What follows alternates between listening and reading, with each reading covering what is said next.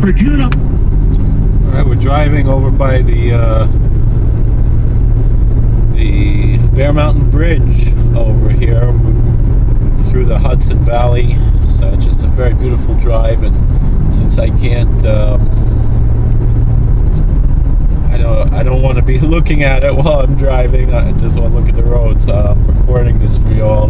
Maybe I'll have a chance to look at it later. It's quite beautiful. Turn it a little this way, up a little bit. So just got finished with a wedding here in Mahopac, New York. Had to leave work a little early today because I didn't have that job at the time when I booked this wedding. Now I won't be booking any more weekday weddings unless they're after work and close by. This wasn't that far from work, but it was in the middle of my work day, and so I did have to lose out a bit. Being self-employed, it's I don't get time off or anything, so that's just how it is. But it's okay.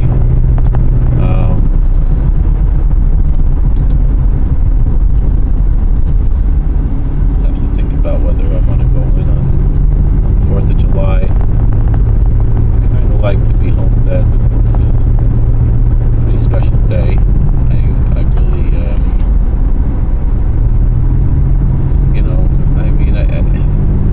I really, there's this whole machlokes, this whole disagreement as to whether or not on He'ir to say Hallel.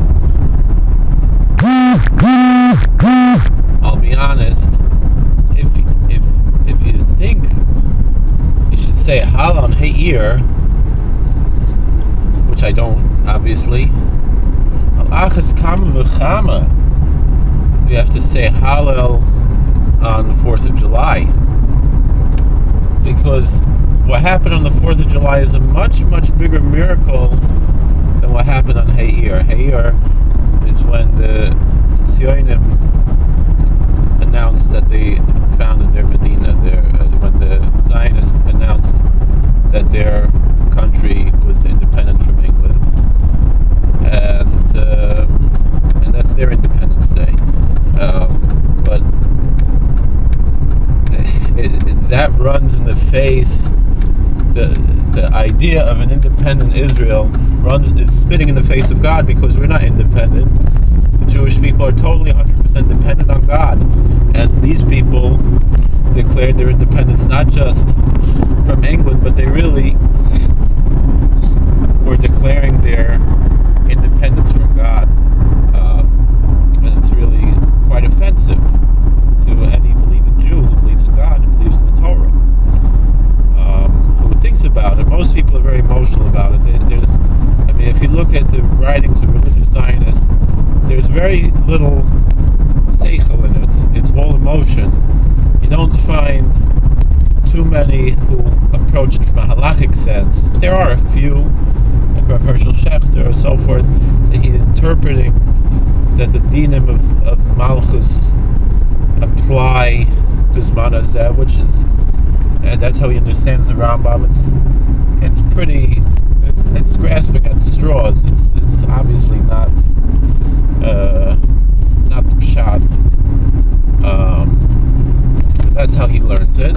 It's an Er L'Chiyid, Chacham. I don't forgive him to have his shittas, but so maybe he's an exception. That it's not just emotions. He really authentically believes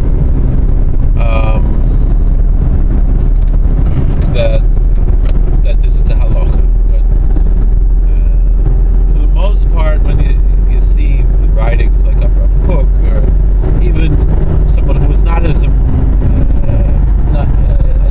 had a different type of emotional. He was a very emotional person, but in a different way. Although very poetic and in his own right, Meir Kahane. For the most part, these were emotional people. Were not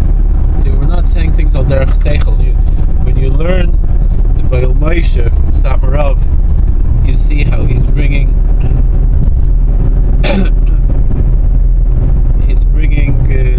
discussions that are lamdas and seichel, not fluffy, emotions. But even though he was a Herzogid, he was a very emotional person. But the Vailboisha is mostly arguments al derech lamdas. That being said, but the 4th of July is what I wanted to talk about, is a real miracle, because it's in a sense, if you really learn Kabbalah and Hashkafa, in a sense, the founding of America is more of a culmination of the goals of the Torah Kedosha than the state of Israel is.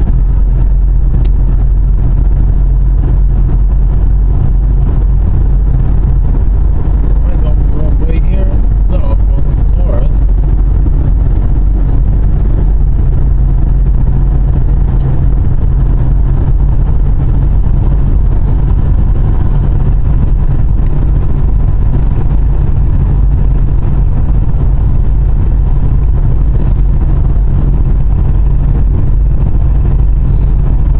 Because essentially,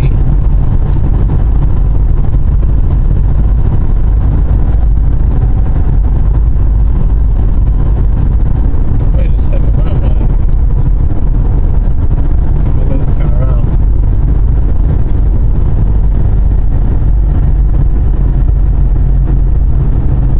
Essentially, the state of Israel is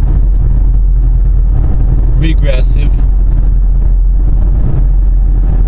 anachronistic, and totally against the essence of what we were waiting for with the coming of Mashiach. It's it would be accurate to say that this modern state of Israel is Masha Kern Balah's Antichrist.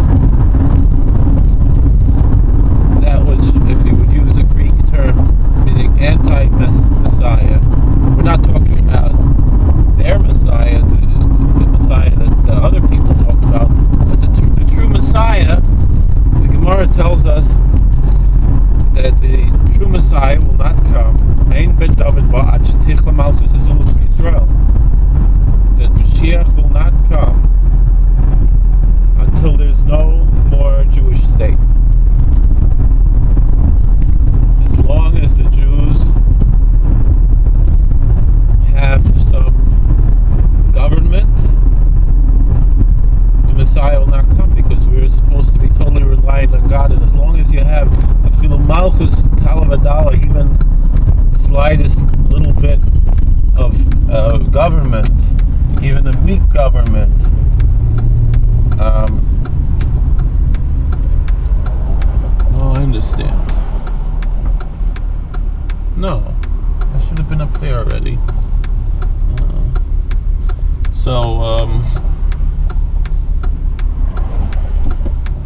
Is holding back the Messiah from coming. So people who support the state of Israel really don't want Mashiach to come. If they believe in the Gemara, it's just a Gadata or whatever, but it's based on a pasuk in Yeshayahu. It's a verse in the Bible, in the book of Isaiah, tells us this, that until all of those little sprigs are cast away, all those thorns and sprigs are cast away, the Messiah won't come.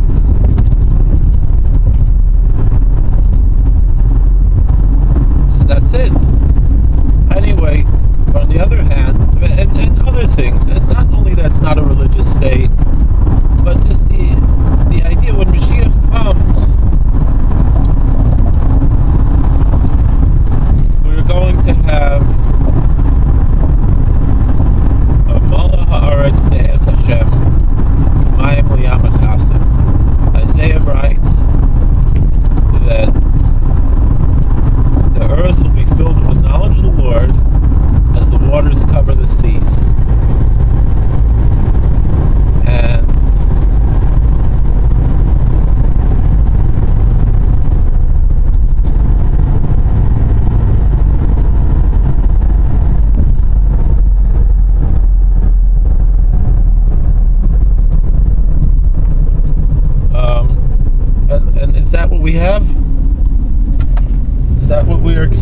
progressing with the state of Israel, a country that's teaching people about God?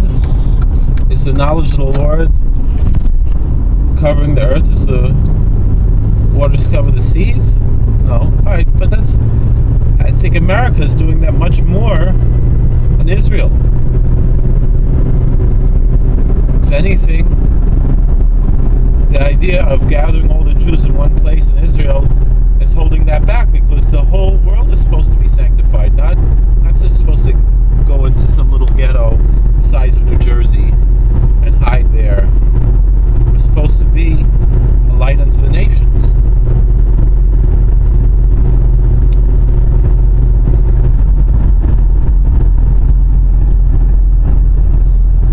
Oh, I understand. I was supposed to take that exit back. Now I can now understand. So anyway, but the 4th of July, although work I do is a mitzvah, so I don't feel it's out of touch, but I certainly feel Ehrlich Yidden should put up a flag on the 4th of July and all of the national holidays. Rabbi Victor Miller said that.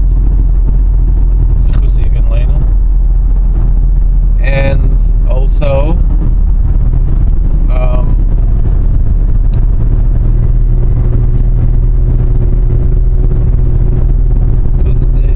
should probably have a Seudas Haidah, should have a Thanksgiving meal to thank God for this wonderful land that we have.